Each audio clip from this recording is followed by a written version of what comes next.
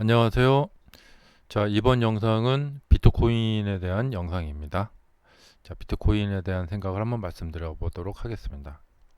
자, 비트코인이 이렇게 자, 2015년부터 쭉 올라갔는데요. 비트코인의 미래는 어떻게 될까? 자, 이번 영상은 간단하게 말씀드리겠습니다. 선사 시대에는 사람들이 물물 교환을 했죠. 그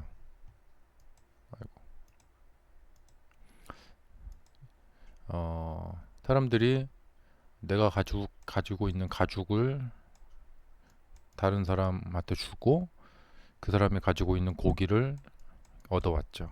음. 그러다가 이제 엽전, 네, 화폐가 등장합니다. 음. 뭐 금화, 은화, 예, 우리나라는 상평통보, 뭐 엽전이 나오죠. 자, 이 엽전이 이제 화폐가 등장한 거죠. 대단한 발명이죠. 왜냐하면 이렇게 물물 교환할 때 당시에는 그 불편했겠죠. 근데 이제 엽전, 예, 주머니에다가 엽전 이렇게 갖고 다니면서 예, 떡집에 가서 떡도 사 먹을 수 있고 얼마나 편해졌어요. 아마 이 당시에는 아마 기술 혁명이었을 거예요. 엄청난 혁명이었을 겁니다. 자, 그래서 이제 엽전도 이제 무거우니까 예, 종이돈이 나왔죠. 그러다가 이제 이것도 이제 신용 카드가 나옵니다. 요즘 MZ 세대들은 종이돈은 거의 안 갖고 다닐 거예요. 예, 다 삼성페이, 예, 삼성페이, 애플페이로 다 휴대폰만 들고 다니죠. 음. 그것도 그래요. 카드를 들고 다니다가 이제는 그 카드가 휴대폰 안으로 들어갔어요. 예. 그러니까 이 일련의 과정을 보면 사람들은 편의성을 찾아서 더 편리한 것으로 옮겨진다 이런 거죠. 휴대폰도 불편하다. 예. 워치, 예. 애플워치, 갤럭시 워치로 이것도 들어가 버렸죠. 예. 그래서 저기 지하철 딱 찍고 그냥 나가버리죠. 앞으로 이제 워치도 귀찮다. 예. 링, 갤럭시 링 끼고 다니면서 이렇게 딱 그냥 예. 그러다가 이제 링도 귀찮다. 예. 아예 뭐 이렇게 꺼낼 필요가 없겠죠. 네. 이제 블루투스를 넘어서는 뭐 더 훌륭한 이제 근거리 통신 규격 같은 게 생기면은 예, 그리고 우리 그냥 뭐 이거 안면 인식 있죠? 예, 안면 인식 뭐 이런 걸로 결국에 이렇게 가다 보면은 극도로 이제 디지털 쪽으로 갈 수밖에 없어요. 근데 이 비트코인이 지금 가장 문제가 뭐냐면 우리 인간의 역사는 편의성을 쫓아서 화폐가 변해 왔는데 비트코인은 이게 지금 가장 걸림돌이 불편하다라는 거예요. 불편하다. 그 다음에 이 권력층들과 서로 대칭점에 있어요. 예. 권력층들은 너무 싫어하는 게 비트코인이죠. 예. 왜냐면 우리 해외여행 갈 때 환전하잖아요. 환전 뭐 수수료 물린단 말이죠. 그래서 은행들이 돈을 많이 벌고 있는데 그냥 비트코인 들고 가갖고 외국에 뭐 파스타 집에 가서 그냥 내 전자지갑에 있는 비트코인으로 결제해버리고 환전할 필요가 없죠. 예. 그러면 은행들이 얼마나 안 좋겠어요. 환전 수수료. 환전으로 먹고 사시는 분들이 엄청나게 많습니다. 그러니까 이제 비트코인이 이제 그런 기존의 권력층들, 그다음에 우리 대표적으로 파월 의장님, 앨런 재무장관님 돈을 막 그냥 막 마음대로 찍어버리죠. 그런데 비트코인은 마음대로 찍을 수가 없어요. 예. 이 패권 화폐 발권력, 패권을 뺏겨버리는 거죠. 예. 근데 이제 지금은 비트코인이 불편합니다. 어디 가서 뭐 비트코인으로 결제를 할 수도 없고, 예, 뭐 결제를 뭐 우리가 일상생활에서 거의 쓸 수가 없죠. 예. 지금은 그냥 유명무실하게 그냥 뭐 저수지의 역할을 할 뿐이죠. 예. 그래서 지금 우리가 쓰고 있는 이 카드, 예, 카드의 시대 다음이 뭐가 될 것인가? 비트코인이 될 것인가? 아니면 정부에서 CBDC 있죠? 디지털 달러, 디지털 화폐를 개발해서 이걸로 이제 널리 쓰일 것인가? 그러니까 지금 우리가 불편을 겪고 있는 것은 뭐냐면 온라인에서 뭔가를 결제를 하려면 은행에 있는 돈을 이렇게 옮겨야 되잖아요. 예, 뭐 카카오페이로 이렇게 거기로 옮겨서 거기서 또 결제를 하잖아요. 예, 그래서 이제 여러모로 또 이렇게 뭐 우후죽순이죠. 뭐 네이버 페이, 온라인 뭐 카카오페이, 뭐, 예, 뭐 온갖 페이들, 예, 난리배에 있죠. 근데 그런 것을 하나로 싹 통일, 그리고 전 세계 통일, 뭐 이런 식으로 해서 이제 디지털 화폐, 그러니까 온라인에서 사용하는 디지털 화폐를 그냥 동네 편의점에서도 똑같이 그냥 예, 뭐 별로 이제 구분 없이 통일된 화폐로 쓰게 되면은 이제 그 디지털 화폐 시대가 이제 더 본격화가 되겠죠. 예. 그리고 이제 디지털 화폐를 기반으로 한 은행들도 더 많이 생겨날 것이고. 예. 근데 이제 그 이 디지털 화폐 시대는 분명히 올 거라고 보는데 비트코인으로 그것을 할 것이냐라는 것은 아직 이게 명확치가 않아요. 그렇기 때문에 비트코인이 지금 명확치가 않기 때문에 불편함이 많이 있기 때문에 그것도 뭔가 좀 기술 개발이나 그런 식으로 하면 될 것 같은데 시중에서 달러가 자꾸 이제 비트코인이 들어와서 비트코인 사용으로 자꾸 밀려난다. 그럼 달러 패권 세력들은 가만히 앉아서 당하고만 있을 수는 없죠. 예. 규제를 할 것이고 그렇기 때문에 비트코인의 앞날은 참으로 험난하다. 근데 똑같은 블록체인, 그러니까 똑같은 우수한 암호 체계를 갖고 있지만 신용카드처럼 바로 뭐 10초 이내에, 뭐 5초 이내에 예, 결제가 딱 될 수 있는 그런 수단이 나타난다. 그렇다면 그래도 비트코인을 미래에 우리가 이제 뭐 어떤 결제 수단으로 쓸 것인가? 어, 그렇지 않겠죠. 예, 사람들은 항상 편리성을 가장 우선시해서 발전하기 때문에 그렇죠. 그러니까 지금은 우리가 신용카드 시대를 살고 있지만 카드의 시대에 살고 있지만 이것이 결국에는 이제 디지털 화폐 쪽으로 가긴 갈 것 같아요. 예. 근데 그 시대가 얼마나 빨리 올 것인가. 자, 근데 이제 이 디지털 화폐로서의 기능이 없이 그냥 뭐 그냥 골드 개념이죠. 예, 뭐지 뭐 디지털 골드라고 하죠. 우리가 사실 뭐 편의점 갈 때 뭐 이렇게 금덩이 갖고 와갖고 거기서 이렇게 요만큼 잘라내 갖고 뭐 예, 빵 사 먹고 그렇진 않죠. 네. 그래서 금은 이 화폐로서의 수단을 가질 수가 없죠. 하지만 지속적으로 물가 상승과 함께 올라가면서 그래도 지속적으로 뭔가 좀 가치가 있죠. 예, 가치가 유지가 되고 있죠.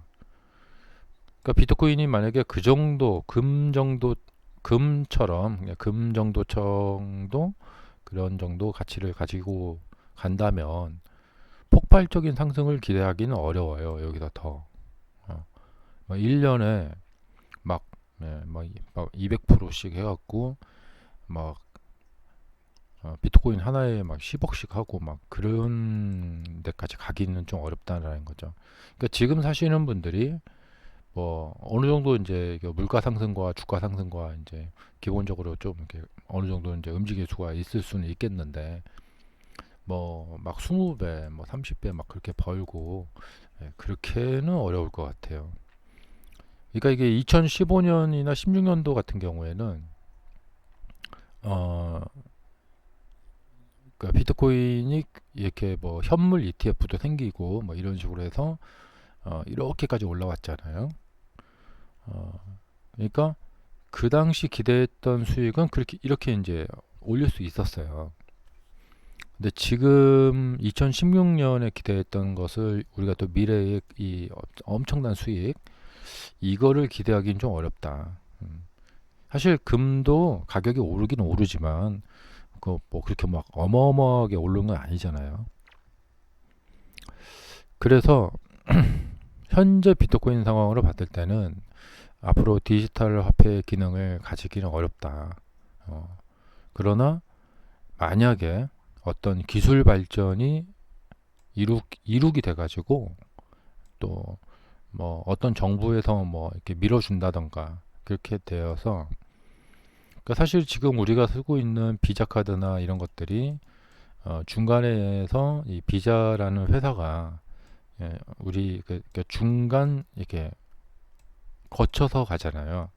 그래서 우리가 일단 쓰고 이렇게 하고 그리고 그 정보를 이제 인터넷으로 이렇게 정보를 받고 바코드 그 마그네틱 코드 그런 걸로 해서 이렇게 정보를 쫙 주고 쫙 하는데 이런 어떤 속도의 문제는 또 기술적인 문제로 이제 뭐 해결을 보려고 한다면 중간에 이렇게 뭐랄까 대행사가 있고 대행하는 회사가 있고 그렇게 해서 이렇게 중간에 누가 좀 해주고 하면 좀 불편한 문제들은 어떻게 해결을 보려면 볼 수도 뭐 있을 수도 있겠다. 예. 그리고 이제 편의점 같은 데는 이제 단말기가 있는데 그냥 온라인상에서는 그냥 어떻게 거래도 될 수가 있겠다. 하려면 할 수 있겠다. 특히 이제 이제 B2B 예. 회사 대 회사 간 결제를 할 때 그냥 뭐 비트코인으로 이렇게 그러니까 뭐 자동차 회사에서 철강 회사 같아 포스코 같아 어 저기 자동차용 강판을 받고 대금으로 비트코인을 준다. 그러면 호주에 있는 어 철광석 회사한테 해외잖아요. 포스코에서 이렇게 비트코인을 보내는 거예요. 철광석 대금으로. 음, 여기서 받은 비트코인 갖고 이렇게 보내고 뭐 이런 식으로. 네. 그렇게 한다면은 또 할 수도 있겠다.